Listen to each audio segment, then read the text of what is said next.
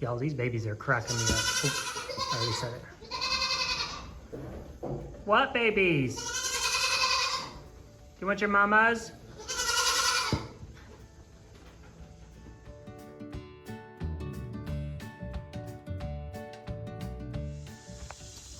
All right, y'all.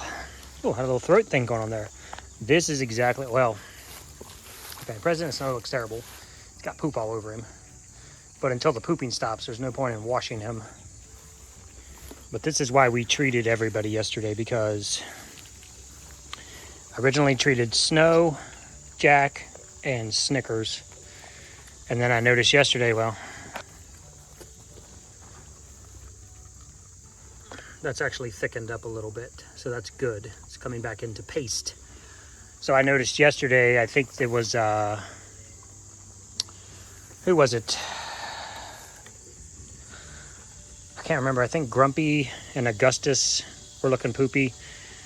And so we treated the entire herd of boys.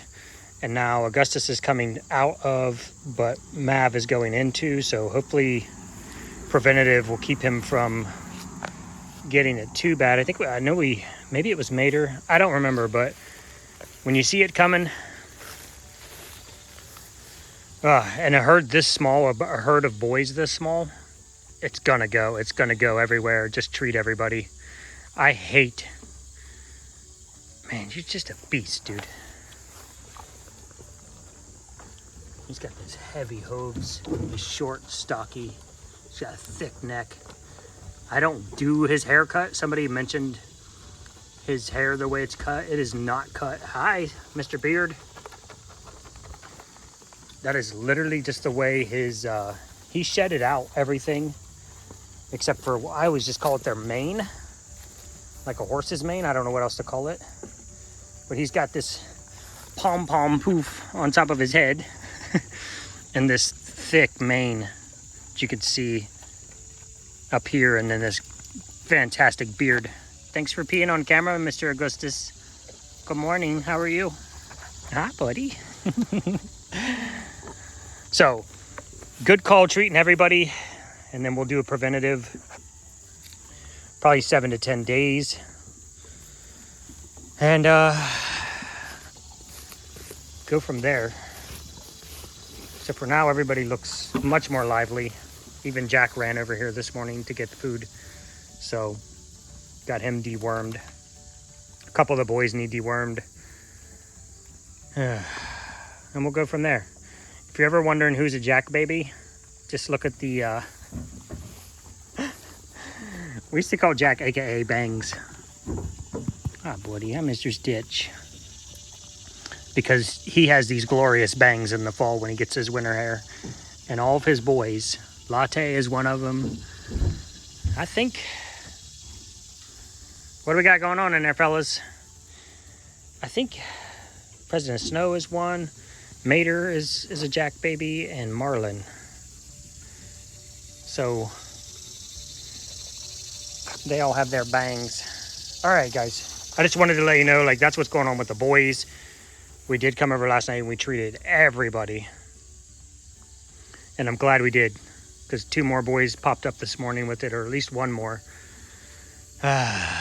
President Snow, you look terrible, buddy, but his back end looks really good. Like, he clearly doesn't have diarrhea anymore, so.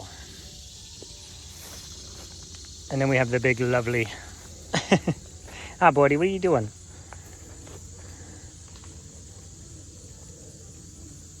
Yeah, you're such a big boy. All right, babies. Babies, come on. The little gooby goobs. Straight to the food stand. Ow! Toots! Oh, she just smashed my hand in there. Just jumped on the gate. Smash. Okay. Miss Cookie, are you ready to get out? Do you care? I might have to change her name, y'all. Because she's really just starting to care. Your heart's going to grow 3 sizes today. Smack you in the butt. Boop. Can't get you. Get you right there. All right, babies. All right, guys, I just want to do, well, let me show you the rest of the girls. It's a slow day for video, but it's not going to be a slow day for us. We have the Utica Homecoming Festival in Utica, Ohio. You go to downtown Utica, I'm sure you will find it. But, is that everybody? Okay, good. We don't actually have to be there until about 3:15. I just, Wednesday, Thursday, Friday, Saturday show. And at least, most shows don't do this. They'll say Wednesday, Thursday, Friday, Saturday, be there at 10 a.m. on Wednesday. And you sit there from 10 a.m. to 5 p.m. and nothing happens because everybody's at work. So at least they're starting their show at 5 p.m. So it's 5 p.m. today, tomorrow, Friday, and then it's like 10 a.m. to 10 p.m. on Saturday. So 5 p.m. to 10 p.m. every day. And then Saturday, 10 a to 10 p, I believe. And then tear down Saturday night, drive home. So we'll probably get home around, probably midnight, close to midnight. But that's what we're going to do today. I got to get the truck loaded. Of course, you wake up, you got to milk the goats, check on the boys, make sure they're doing okay. We now have Muffin. I thought it was Muffin. Muffin having coccidia. I might watch her a little bit just to see. She doesn't look like she has a really dirty back end, like diarrhea. Because what they'll do is when they have diarrhea, they'll poop and then they'll fan it with their tail, kind of wipe it off, and then it gets all over their hump. So I'm gonna watch her because I just saw her poop and it was, I know, did you guys ever think, let's watch YouTube and let's talk about poop for 15 minutes. I cannot express to you enough how important, the two most important things to just easy monitor for goats. Because one, I always tell you guys, know your goats. Now, watch Tootsie. She's always a little rambunctious. She's always playing. She's always hopping around, running around. She's always being silly. So if I come in here and she's laying over in the corner, then I know that's not how Tootsie normally acts. And I know I need to start doing checks on her. For those of you that ask, Mississippi, aka Gucci. What's up, Gooch? You can't just lean down in here, guys. You can, but when you're shooting video and you lean down, you'll get 50 goats on you. So Miss Gucci is daughter of Puddin'. And we were saying, you know, she's going to be the future princess because I'm thinking that Puddin' is going to take over and be herd queen, which would make Miss Gucci princess. So Gucci is daughter of Puddin'. Okay, back to monitoring your goats. 1, know your goats. 2, poop. It's all about the poop. This is fantastic normal poop. It's a little green. Oh, that's weird. Why is it a little bit green? I just put them out on new pasture. It's heavy, wet. We get heavy dews this time of year because when it's 85, 90 degrees during the day and it cools down to 60 at night, the dew just drops and it's heavy, and it's probably still wet out there because then it spikes back up in the morning when the sun comes up and you're at 80% humidity. The dew doesn't even dry off the grass until 1, 2 o'clock in the afternoon. So it's heavy, it's wet, it's brand new fresh grass. It's going to change their poop color a little bit because they're going to go out there and they're going to eat as much as they can, as fast as they can. So that's okay if that poop's a little bit green. That's fine. This is the overnight poop pile. don't have 32 goats. This is getting into not okay. So this is what I was monitoring. This I can look at and I know right away that it's that she ate, it's just a wet diet. So it's a little bit clumpy. I thought I saw a big pile of like diarrhea in the stall over there, and she was the one with the dirtiest butt. So I just assumed that she was maybe coming into coccidia. I'm a little nervous about it now because all the boys have it. So I'm on high alert. But if she goes from this to where it actually starts sticking together like a dog turd, if it comes out in a big long lump instead of these little bit of pebbles, a little bit of moisture, if it goes from that and then to diarrhea, we got problems and we're going to treat for coccidia. Hey, you brought a whole stick with you. Thanks. They're like Velcro, guys. The sheep, literally, there's no other way to say it. They're literally like Velcro. So every little stick, stem, thing on the ground ends up sticking to them. Okay, number 3. Personally, this is my 2 and 3 are interchangeable. 1 is the highest priority. Know your goats. 2 is poop. What's going on with the poop? Watch the poop. Is it changing? Is it stay the same? Is it glorious little pellets? Is it turning into dog turds? Is it liquid? Then you got problems. And we do no medications unless it's absolutely necessary. And that is important because if I start running $40 stool samples to the vet every time somebody's poop looks funny, you know, I'm just going to go broke. I'll just sell my goats and we'll move on with life because it's just not going to happen.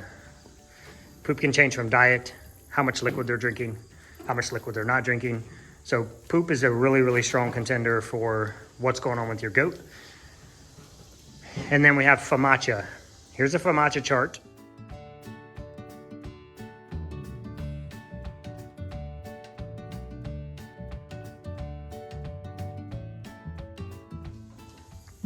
Hi. Do your model pose. Do. Oh, you want to try to get me? Get me. And we have FAMACHA. Now FAMACHA is when there's a specific technique that you use. I can't show you because I'm only using one hand, but you're going to roll down this eyelid and you're going to look for pinkness, level of pinkness. Hers look really good. I mean, I've seen them pinker, but you're going to roll that down. You roll the top one up and you kind of give it a little bit of a mush. And you look at the eyelid color and dark red. It's fantastic. When it starts to get pink, lighter pink, light pink, when you get into white, you're in trouble. If it's white, and I've seen some that are paper white and we've brought them back. And I've seen some that were not as white and it's harder for their system. And that's going to vary by goat. So, watch your FAMACHA. I will just occasionally walk around and do a sample. And I'll pick like 5 goats, which is what I did yesterday when we were treating the boys for cocci. I walked around in here and I picked 5 different goats and I checked their eyelids. And if there's a couple lighter ones, then I might check a few more. If I check 5 eyelids and they're all just gorgeous pink, I'm gonna leave it at that. So I'm gonna just go over it one more time. My top 3 things. Know your goat. How are they acting now? Are they acting different from how they normally act? Number 2, could be either poop or FAMACHA. It's not hard to just walk around. If you get to, I guess I'll just say it like that. It's not hard to just walk around and pop on some eyelids every now and then and just check everybody. I'm over here every day, twice a day, at a minimum twice a day. And I'm always checking eyes. You're still gonna miss something unless you check every single goat, every single time, every single day. You might still miss something. That's kind of falls into one of those categories of, it's a struggle. But do you have time to walk around and check? I don't know how many girls we have in here. We have 32 goats total. So 24, 25 eyelids twice a day, every day. Probably not going to do that. That's why watching their body and seeing how they're acting is important as well. Checking eyelids, and then definitely watching poop. I just, so let me go back to Famacha. A lot of the worms in goats, what they'll do is they'll attach themselves to the stomach lining and they'll start drinking blood. And what you have is they reproduce, they make more babies, they attach to the stomach lining, they start drinking blood. So what you're basically looking for in Famacha is the level of anemia. I don't remember what Famacha stands for right off the top of my head, but you're looking for the level of anemia in a goat, meaning how much blood loss. And when they have too many worms, if their worm load is too heavy, those worms are drinking all the blood out of their stomach, which means a couple of things. One, they're pulling blood from the goat. That's why the eyelids, the mouth, the teeth, the gums become white. It's just lack of blood flow. And they're on the second level, what they're doing is they are stealing nutrients. Every spot that a worm is attached is a spot that nutrients can't be absorbed into the system. So that's what's important for Famacha. Treat the goats, get the worms detached. There are cases where a goat was so heavily loaded down with worms that when that goat was treated with dewormers, those worms died and detached, and the goat basically bled out internally because there were so many just small openings in the intestines, in the stomachs. And that when we started with goats, that was a real fear of mine. I had read I think it was from the OSU, Ohio State University, sheep and goat team that had put that report out. So I was terrified to overworm a goat too quickly and have all those worms detach and, you know, have the goat die from bleeding to death. So I've never had that happen, but it's always been in the back of my mind. If a goat is severely worm heavy, that always worries me. So, Miss, okay. So know your goat. Hi, sweet little angel. It's not hard to know your goats. Just stop and pet them for a second. They don't even take too much time. I've been petting her for 5 seconds, if you're wondering. Look.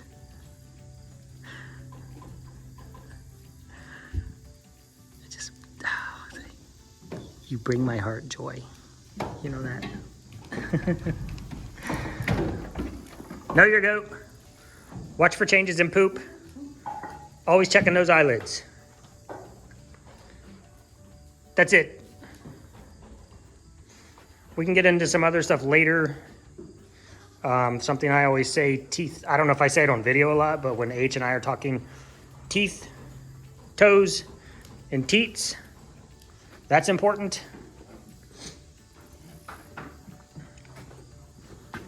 Hi. Okay, Gummy, you want to take us out again? Can I just pet you right there like that? Oh, freaking angel.